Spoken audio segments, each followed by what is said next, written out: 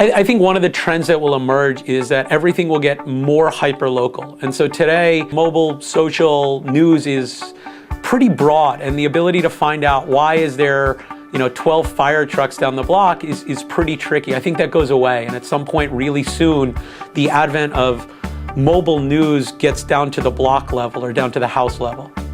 Every news bit is by definition local.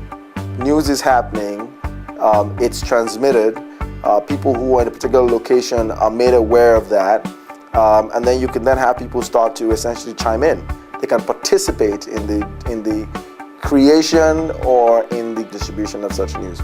You and I are reporters. You're a real reporter, you have real cameras, but I have an iPhone, and I can capture a video anytime, and I can annotate things, and it's absolutely changing the way reporting is accomplished. People will have Android and iPhone devices way in advance of when a camera crew can get somewhere. And because the sharing platforms are so robust, those videos are going to be the defining source of content for the initial reporting, and I think that's super exciting. It definitely changes the world when you've got a really powerful device that can capture and annotate video and photos with you at all times. News has always been very interesting to me. It's the only product or service that is inherently interventional. If someone says breaking news, you will turn. And you will actually not resent the interference. Today when breaking news happens, it comes into our phone, or a friend walks down the hall and says, "Did you hear the news?" You don't go grab a newspaper, that would be inconvenient. Newspaper websites are in the Stone Age. I would think that 20 or 30-year-olds, those brands mean nothing to them. Most websites today are struggling to figure out the right economic model. And the economic model, I mean, you pay for journalists and editorial staff on one side, that's your costs. But on the other side is your ability to collect revenue to offset that and make a profit.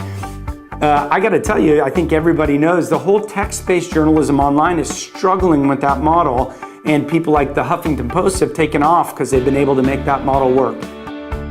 Everyone talks about how news industry has obviously been disrupted by the internet over the last 15 years. I think the whole social phenomenon is giving a little bit of a tailwind to the news industry. I'm very excited, for instance, of what Facebook just announced at the F8 conference, and the notion that you can quickly see, what your friends are reading and discover things. And certainly Twitter has been just unquestionably a huge step forward in terms of this distribution, and then aggregation services like Flipboard and so on.